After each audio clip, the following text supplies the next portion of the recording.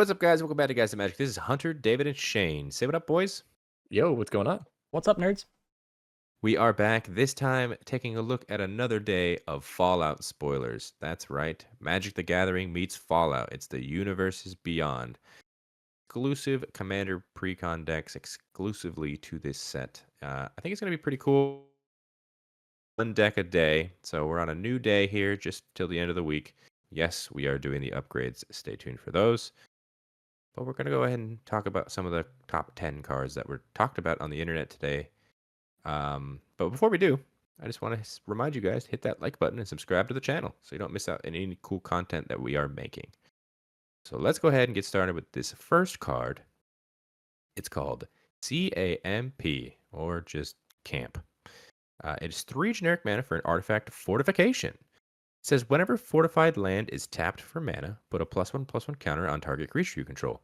If that creature shares a color with the mana that land produced, create a junk token.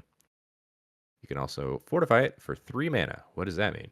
We can pay 3, attach this to target land you control, fortify only as a sorcery. This is the first card that is a fortification that has been printed since Future Sight. Been a while, right, Dave? That's like, what, 20 years? It's kind of a long time for another fortification card to come around, but here we are. All right. Well, we finally got to the point where they brought up the mechanic that they were alluding to, and we get one of them. So maybe in another like 20 years, we'll get another one. Maybe. Or maybe this is the start of something cool. It could be. I don't know. About C.A.M.P, though. I don't know how high I am on this card. I'm kind of confused. Specifically, I want to say be played in like a monocolor deck because that way you can guaranteed like hit your ideal creature. I don't know. I put it on a tricolor land. Yeah, but then like the +1/+1 counter, like you have to have a creature of the appropriate color. Yeah, okay. You can put it on one of the tricolor lands. No, not necessarily. You can put it on any creature you control. If that creature shares a color of the mana that was produced. If you make a junk. Oh, okay. Yeah. Second stipulation of this card. I feel like if you're going to use it, though, you want all of the goodies from this. So I don't know. Maybe this is like a mono red artifact piece that they want. I'm not super high on having to pay 3 mana to get this in play. And then 3 mana to fortify it. Like, that's very slow. That's what I was going to say. Taking off a turn, dude. You might be taking off more than one. You're camping. There you go. I'm sorry, you're doing what? You're C.A.M.P-ing? This card is not camp. I'm going to call it camp because that's what it says. But it doesn't. Well, yeah, let's go ahead and move on to the next card. This is Kellog, Dangerous Mind. Red for a 3/2 legendary creature, human mercenary. It's got first strike and haste, and it says whenever it attacks, create a treasure token. It also has another ability. You could sacrifice 5 treasures, gain control of target creature for as long as you control Kellog. Activate only as a sorcery. Seems right up your alley there. Dude. Yeah, this is from the game, right, Dave? It is a baby stealer. It has been a very long time since I have played Fallout, and I haven't played all of them, so I don't remember Kellog. Don't remember what game he's from, so I apologize to the Fallout fans out there who are much well versed than I. I want to like this card. I like that it's cheap and it's fast. I like treasures. Yeah, you're saying all the right things. It's in your combination too. Really don't like the fact that you have to sacrifice 5 treasures to do his thing at sorcery speed. He's also gonna die, dude. He's a 3/2. It's got first strike. Yeah. Pump him a little bit. I mean, I might just play this as just like a treasure commander, just to like start swinging with him. Yeah. Yeah, he's pretty cool. He is a baby stealer, though. Sure. Yeah. I mean, look, I don't know anything at all about this character. So you say he's a baby stealer. I'm going to actually imagine that he's a mercenary set out to go and protect a child that he found. Okay. And he's like, he wears a helmet and he goes around to different planets. And there's people that are trying to find the baby. This guy's the Mandalorian. The main character gets his baby stolen by this guy, and you wake up in the future and hunt him down and kill him. You Oh, ruined my spoiler. plot. Yeah. Disney was. There you go. There you go. All right. Shane, what do you think about this? I think that it's gonna die a lot. I think that it wants to attack, so you're gonna need to protect it. Like you said, bumping it up, but yeah, stealing things is always good. Seeing things is always good. But if this dies, the thing goes back to the opponent. Yeah. So You better we'll sacrifice it. see. Mhm. So this kind of reminds me a lot of Magda, which Hmm. is a mono red. She's the dwarf. She's 2 mana Yeah. for a 2/1 that makes a treasure token whenever a dwarf turns sideways. But like typically you don't play her like actually dwarf tribal. You play her and I don't know, just make Some treasures based CEDH off thing, of yeah. her. Could this maybe like contend for that spot? Because he's kind of doing the same thing and he adds another color. Although he is 1 mana more expensive, but at the same time, it's like you activate them kind of on the same turn because Magna doesn't have haste, but this one does. But Mag doesn't have to attack, which is the nice part. Yeah, that is true. She just taps. Yeah. Mm-hmm. I don't I'm know. gonna say no. I really like the inclusion of black. Yeah. Yeah, I know you do. You're a big Rakdos guy. Let's move on to the next card. This is Ed E. Lonesome Eyebot. It is 3 generic mana for a legendary artifact creature robot. It is a 2/1. It's got flying. And it says, Ed E. My love.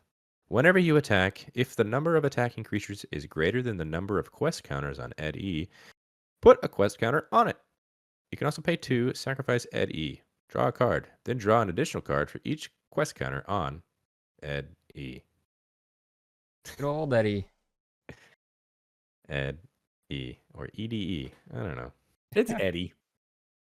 This is a weird card. I don't think I'm here for this one, sadly. You don't like the It's robot? no, I mean it's cool.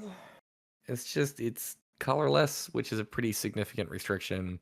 Kind of fragile. Wait, we're not talking about this as a commander though. I You mean, You can go in any deck, so it's like it's just like card draw. potentially Yeah. When it dies. whenever you When you sacrifice it, sacrifice it, sorry. Yeah. and yeah, you yeah. have to pay mana to do that. So like if Mhm. this just like dies, it does nothing for you. It's a one-time draw effect. Yeah, but so in like a go wide strategy, it'll be flying, so it's got some evasion. You'll have a big board that hopefully attacks, and you'll be putting counters on it, and then you'll attack it at some point and draw cards. I guess that's the goal. Okay, how many quest counters do you want on this thing though to make it decent? Like this is a 5 mana draw. Yeah, it's got to be at least 3 or 4. I don't think 3 is good enough. It's an interesting card. I'll leave it at that. Let's move on to a saga. This is Vault 75, Middle School. 2 and 2 white for an enchantment saga. First lore counter says exile all creatures with power 4 or greater.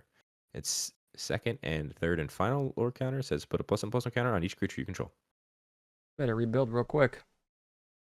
I mean, you're not rebuilding if Oh, you it's had little true. creatures.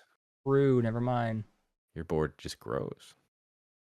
I need somebody in the comments down below to explain what's going on with this card because from like a lore perspective, I'm imagining that the kids killed the teachers. They're exiling Oh, all the big yeah. things and then they themselves are growing. So like what is happening here? I feel Also, like that it's teddy exactly, bear is the teddy bear's messed up. I feel like it's exactly what's happening, Dave. They killed the parents, and then they're gonna grow up by themselves. Yeah, Whoa. kill all the teachers and then make them big. Seems All good right, though I'll- for a 4 mana mass removal and then pump your board up. I agree. I think a 4 mana exile all creatures power 4 or greater is pretty solid. Exile effects are getting better and better, it seems like. Yeah, if you were a deck that was thinking about playing Elspeth, oh my goodness, I'm blanking on the name of the Elspeth, but the 6 mana Elspeth that has the ability to just like kill all of the, I think it's actually 4 power or greater creatures. Mhm. Sun's Champion, yeah. There you go. Thank you. This card, I feel like I Is don't want better. to. No, because she also can make tokens for you, but I don't think it's better. But I definitely think that if you're thinking about playing one, you're probably going to be considering like playing both. So this is a pretty good card. Yeah, definitely. Feel good for any go wide token strategy for sure. Moving on to Viridescent Bog. It is a land. You can pay 1, tap it, add a black and a green. They're finally finishing the cycle of these kind of lands.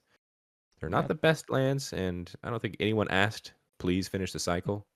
But here we are, Yeah. finishing the Filtering, cycle. that's cool, but I don't know. They're intermediate decks. I absolutely love how they named this something that was very vague and not necessarily Fallout related, so that they can just reprint this thing. That's true. Oh, absolutely. Makes sense. Yeah. But interesting that the first time it's being printed is in a Universes Beyond set, right? Yeah, and it's pretty interesting.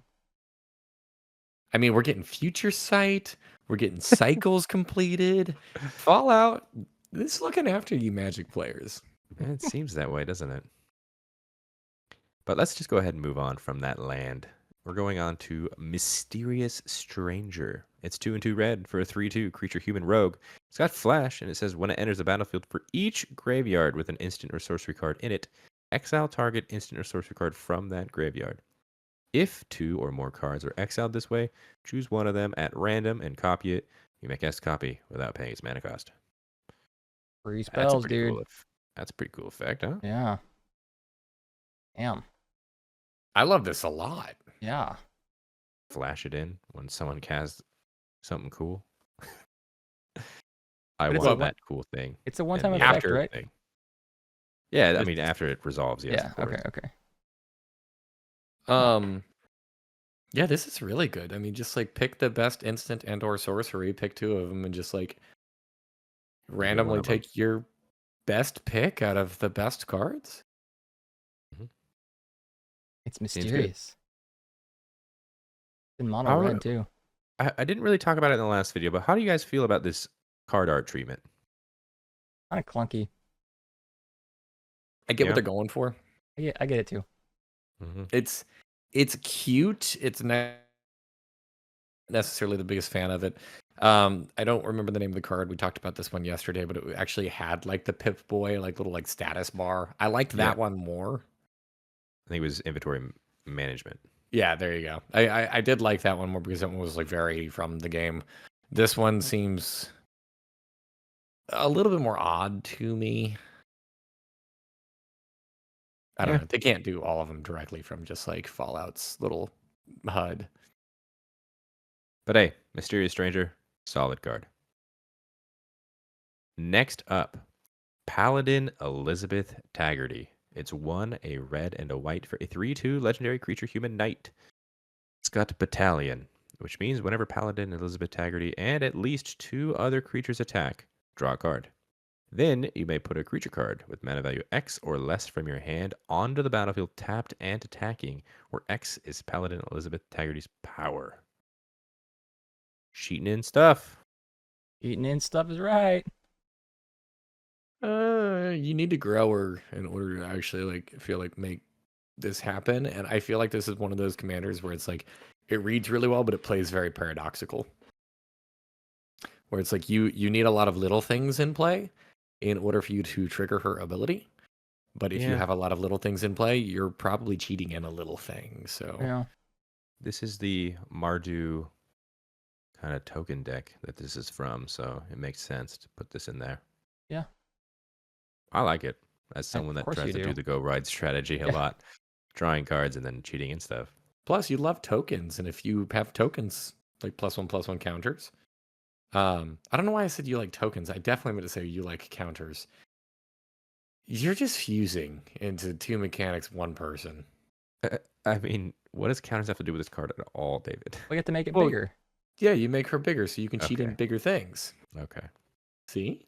Hey, I got you. So you want little creatures so you can go wide. You want counters to make her big, and then you want big things in your deck to be able to drop the big things that you cheat in. So she is 3 different strategies. Gotcha. Gonna do great. Which is my favorite. Okay. Next card we're talking about today is pre-war Formalwear. It is 2 and a white for an artifact equipment. It says when it enters the battlefield, return target creature card with mana value 3 or less from your graveyard to the battlefield and attach pre-war Formalwear to it. It says equipped creature gets +2/+2 and has vigilance and an equip cost of 3. I mean, that's Very- good. And attaching things for free is always Yeah. good, right? 3 mana Not to only recur. that, Yeah, this might be my favorite equipment I've seen in a very long time. I would agree. Yeah. I think it's pretty solid. Recurs, buffs them, and gives them a keyword, dude. That's pretty good. Yeah. And then whenever that thing dies, just equip this to something else and Yeah. continue to get value. I like this card. It's a good card. Next up, Luck Bobblehead. It's 3 generic mana for an artifact. Bobblehead, you can tap it to add 1 mana of any color, and you can pay 1, tap it, roll X 6-sided dice, where X is the number of bobbleheads you control. Create a tapped treasure token for each even result. If you rolled 6 exactly 7 times, you win the game. It's so stupid. What? Okay. Yeah. There you go. All you need to do is get 7 times, and you can win. This is an auto include in Will, right? Is it Will? Weil? What is the little the- red dude? Dice rolling one? Yeah. No, I don't think so. Because you need bobbleheads for this thing to really trigger. It also doesn't say if you roll whenever. It's if you rolled Yeah, for it's that. specifically this specifically, ability. yeah. No. So the card that I'm referencing is Will, Blade of Frontiers. He said if you would roll 1 or more dice, instead roll that many dice plus 1 and ignore their lowest roll. Oh, okay. So Maybe. you tap this for 1. If you have 1 bobblehead, you roll 2 dice. You ignore the lowest. So the 6 times exactly? Is this going to keep track of every time you roll the dice? Yeah, it requires 1 fewer bobblehead in order for you to, I guess, win the game. Yeah, just keep doing that. Just keep rolling with a whole bunch of bobbleheads, and you might win. All right. Hey, just wait, okay? They're gonna print Krark's toe at some point. Is gonna care about rolling, Huh. and we're just gonna get there with it. Yeah. Next up is another land. It is called Junktown. It's a land. You can tap it to add a colorless mana. It has another ability. You can pay 4 and a red to tap it, sacrifice Junktown, create 3 junk tokens. Is that good enough? No, I don't think so You either. don't like junk? Let's have this discussion, Dave. I don't like this land. I don't like having to pay 5 and Yeah. tap this land for it to do something. That's 5 different mana sources plus this one.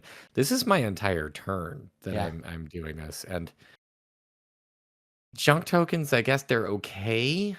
They're not my favorite token. So essentially, this is 5 mana to look at and essentially play 3 extra cards. Is that good? No. You're spending a lot of mana, dude. So like, you must have a lot of mana because you have to cast those cards. Well, you don't. I You mean, get the junk tokens. You don't have to pop them that turn. I guess that's Right. true, but But I was just thinking. Also, it could be a land. You could play lands off junk tokens too, Shane. But I don't know. Junktown is interesting. I agree with you guys though. I don't think it's that powerful for 5 mana. It's pretty steep. I think it was talked about for like lore reasons, not because the card was good. Junktown? Yeah. I don't know it personally. Don't know either. It's not much, but it's home. And that is going to do it. That was our final card we're talking about today. Comment down below what you thought about these cards. Always interested to hear what you guys think. That's just our opinions. Hit that like button if you like this video. Subscribe to the channel if you haven't done so already. In the description, you will find links to our Instagram, our TikTok, and our Twitter. It's @guys@magic for each one. Follow along there for more cool stuff. And on the screen right now, you see everybody that is a current Patreon subscriber. Thank you guys so much for your added support. It means the world to us. If you guys wanted to see what they're seeing with the little bit extra that's not here on YouTube, check the link in the description as well to our Patreon. And until the next video, hope you guys have a great rest of your day. Peace. Later. Bye bye.